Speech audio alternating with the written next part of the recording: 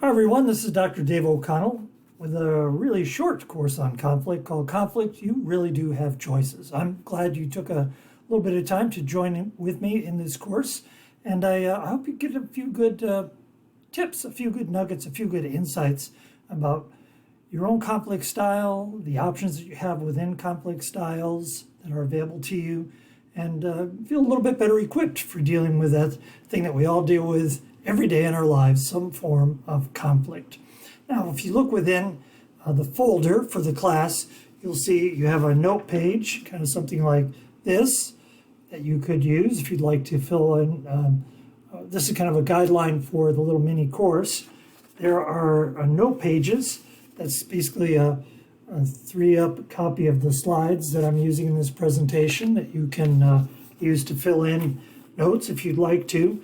And in the directions for the course, you'll see that you'll be taking a conflict assessment. If you haven't already done that, then I suggest you just stop the video right now and go and do the conflict assessment with that link to the United States Institute for Peace, which graciously let us use the link to their assessment form. And you'll end up being able to print out a report that looks something like this with how you most often tend to respond to the kind of situations that are posed in the assessment. You don't get just one score, you get kind of percentages on 5 different styles. So hope you have those materials at hand. We're going to head on through this information. Hope you find yourself equipped to understand these 5 main conflict styles, that you end up with the ability to really understand maybe the couple that you are most frequently tend to use, and be able to have some tips for applying them as you go on away from this course. All right, conflict, that's a big word. And I encourage you to just pause for a moment, maybe use that note page, and just write down what comes to mind. Is there a phrase? Is there a word? Is there an image that comes to mind for you when you see or hear the word conflict? Go ahead, write it down.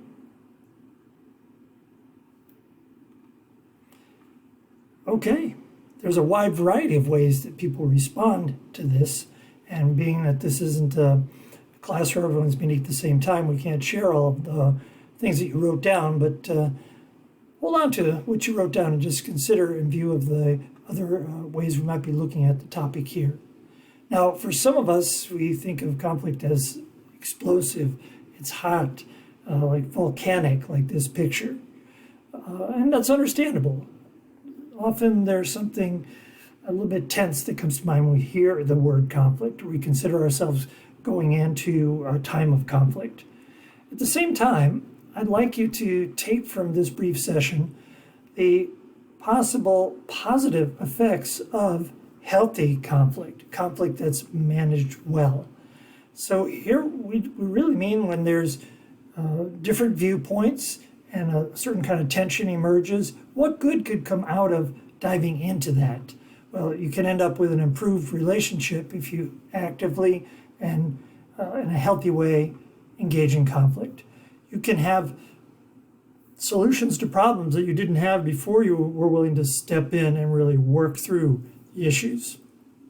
It's part of creativity at times, is by pushing and pulling and exchanging ideas around an issue or a set of issues. You can come up with some new ideas. You could have new innovation, a new way of doing things, and you can grow as a person by effectively navigating conflict.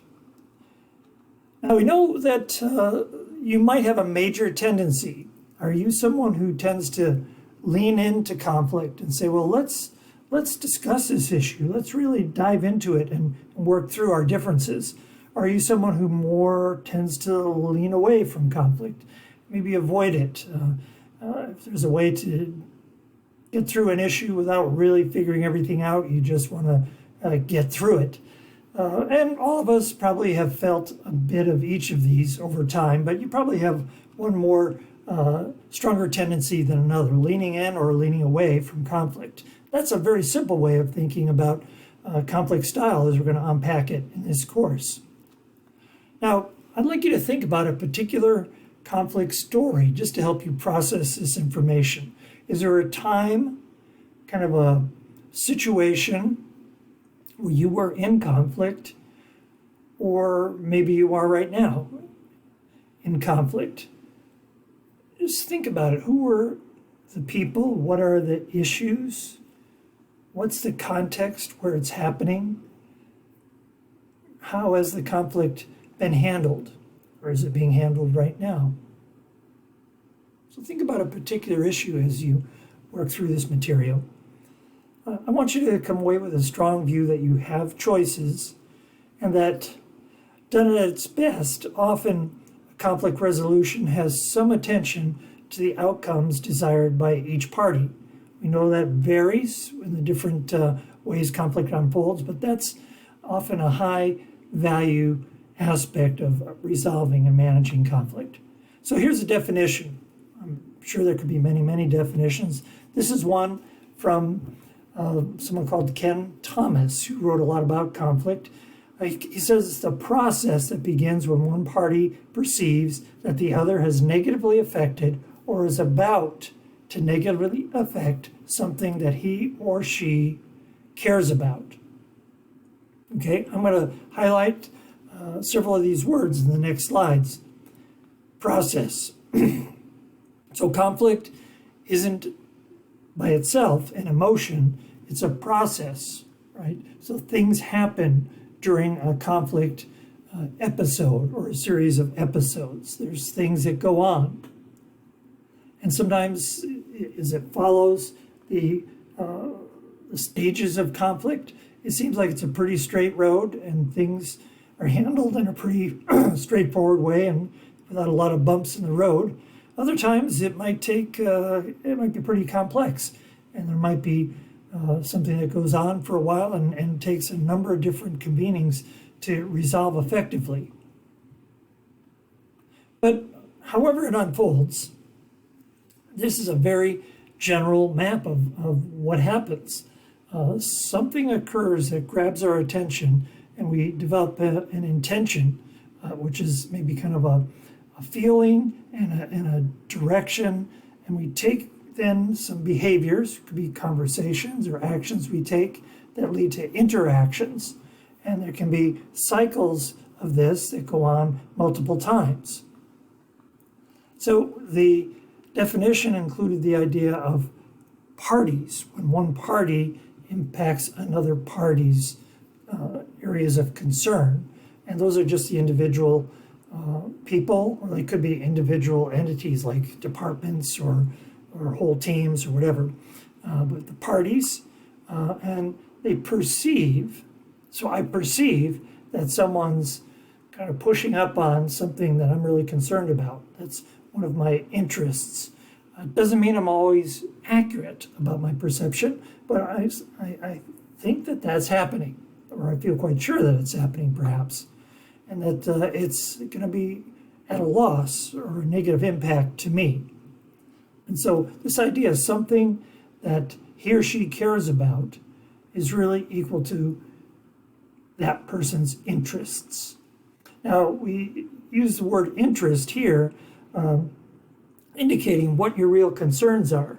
When you're in a dispute, or maybe even a formal negotiation, you might have interests that you want to achieve, but it might not be the same as the position you take, demanding a price or saying you won't do less than, and so forth. But your actual interest behind that might be a little bit different.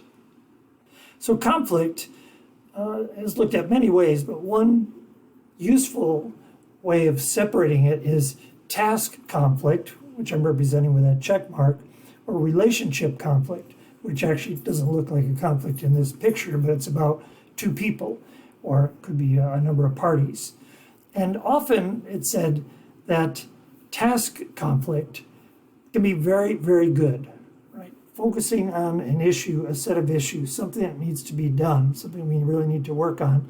And relationship conflict can become difficult if it becomes personalized, right? It becomes less about solving problems and coming to a shared understanding than it is about you as an individual, and becomes kind of personal in a negative way. So being willing to dive into conflict in a healthy way is captured in this brief statement by Patrick Lencioni, who's written a lot about teams and conflict and jobs. He says the lack of conflict around ideas ferments into conflict around people. So that's really what I was trying to illustrate with the picture that preceded this. So when you think about your story, I asked you to consider a moment ago, who are the people? What are the issues? And do you have an idea of the other party's interests? And have you clarified your own? And can you appreciate the styles that each of you bring to the conflict conversations?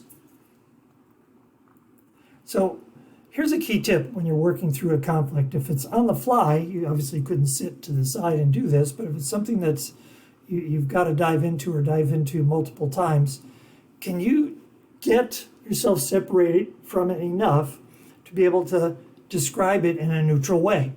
It's an interesting exercise to say, if I were just observing this conflict that I'm having, how would I describe it? Trying to take my own feelings out of it temporarily to be a little bit more objective, as much as we're able to when we're in a time of conflict. So you might even consider writing down a neutral statement of conflict on your note page where this slide is showing up. You might want to pause the video and do that as you think about your own story. So a key tip here is you have choices. At times we feel like, well, I tend to avoid conflict. I can't go in there. I can't deal with it. I can't confront, or I just blow up. I always blow up, and I'm very aggressive, and I'm highly competitive, and that's just who I am. Now, there probably are tendencies that you have around conflict, and we're going to look at these styles in just a moment, but you do have choices as how you interact with others and how you choose to resolve conflict. And the better you become skilled at making good choices and realizing you can control your own conflict style, oh boy, the better off you're going to be in so many different facets of your life here on campus at St. Ambrose and all other places in your life. Now, conflict can bring to mind something that's maybe very intense, could have a highly personal element.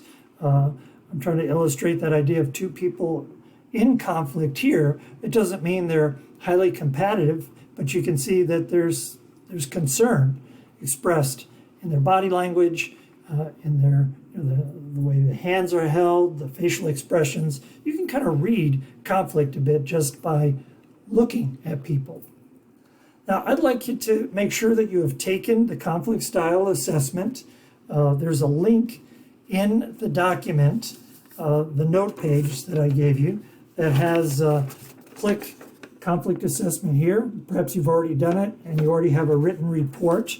You'll be able to print a report after you answer those 30, make those 30 choices, those 30 short questions, and you'll get a report that you can take a look at and maybe even look at as I describe these different styles coming up here right away. So it's a terrific opportunity. This link was made available to us. I checked with the United States Institute of Peace and had formal permission given to use this, share the link, and it was very generous on their part to do that. So here's the basic grid for understanding the conflict styles. On the y-axis, we're thinking about assertiveness. How assertive am I in conflict from low to high? And the x-axis is how cooperative do I tend to be? And from low to high, going from left to right. Okay, the first conflict style is compete. Sometimes it's called competition or competitiveness. And this is when we're really going hard after our own interests. And you can see where it is on this grid that I am high on assertiveness and I'm low on cooperativeness. So I'm competing. I'm going to get a win for myself. Primarily, that's what this position means. Power is often part of it, power-oriented, defending positions and going for a win. Compromise. In this style, we're kind of in the middle. Somewhat cooperative, somewhat assertive. And often, this is looking for a mutual solution. And you'll notice where it comes on the grid, it really means we're partially satisfying both of the parties. I may not get everything I want, and you may not get everything you want, so we compromise. Sometimes we say split the difference, or a term like that. Now, the upper right-hand corner, this is called a collaborative style. I believe your report will say problem solver or problem solving. And this is where you're both highly cooperative and highly assertive. Now notice we say assertive, we don't mean aggressive. We mean you're standing up for what you need to achieve and you're cooperative in helping the other party achieve what he or she needs to achieve. Typical of this is you develop skills to listen as much as you talk, or sometimes more. And both parties are going after what they need, and you're interested in your win and the other party's win. Down here in the lower right-hand corner, we have accommodate, and this is when you're highly cooperative, but you're not really pursuing your own interests. And there's times when you say, well, this really isn't of a big concern to me, it's of concern to the other party, and I'm just going to go with what they want to do. In that case, it wouldn't be negative necessarily at all, but if you really do have some concerns that you're not addressing, but you're accommodating, even though you know there's things you need to achieve in terms of achieving your own interests, that can be less productive. So it's really kind of a flip on competition, and you're helping the other person satisfy their concerns. Again, if it's a low, something where it's a very low concern on your part, you want to build kind of social capital, relationship capital, and this issue doesn't matter that much, there's nothing wrong with it, unless you really do need to pursue something and be more collaborative.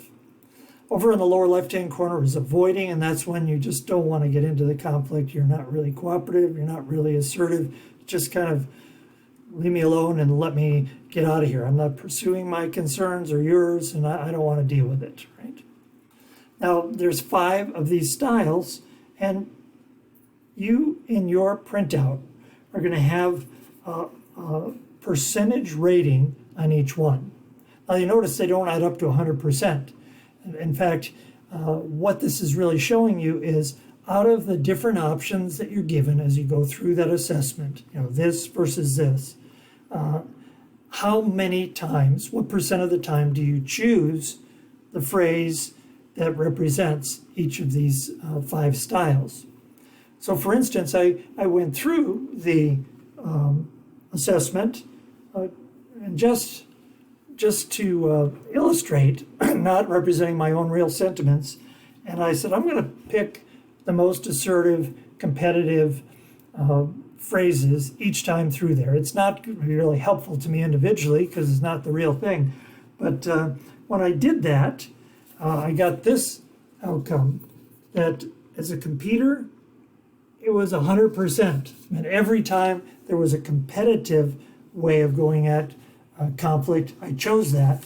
And so I ended up with 100%, which is not my actual way of going at it. And when I did that, I ended up coming out with 70% uncompromising. I had like 55% on problem solving and 21% on accommodating. You can see on the other side of the page, I ended up with 8% avoiding. Again, these aren't my actual scores, but just want to help you understand when you look at those, it's giving you a read on out of the options, the times those options came up in the survey, how often you chose it. So you may have a score that's relatively even. You might have a 55, 42, 31, and so forth. And I'd like you to just consider what are your top two. This gives you an idea of what ones do you have a tendency to engage in most often, right? And I think it's really highly valuable as you consider your own story. What's your view towards collaboration as well as towards the others? I think if there are times to use each of those styles, but overall, I'd say developing an increasingly collaborative style, so you have that available to you to go after things collaboratively. It's going to be a great value to you. The questions around that would be, am I listening at least as much as I'm talking? Am I communicating effectively so they understand my interests? How would I know that? I'd ask them. Could you share with me what you think my main concerns are based on our conversation? Can I summarize what they said? Can I pause and say, here's what I understand you're telling me? And so you can get a bead on if you're understanding their interests as this discussion goes on. Is there a common ground? Do we need to split the difference? Are we going to temporarily step back from this and come back and meet again? But no matter what, I hope here at St. Ambrose that in every conflict exchange with fellow students, with employers, whatever, no matter what, am I treating the other person with dignity and respect, right? Asking questions, listening fiercely. And I'm sure you know this, that hearing something is just kind of a mechanical, biological thing, is sound going in my ear.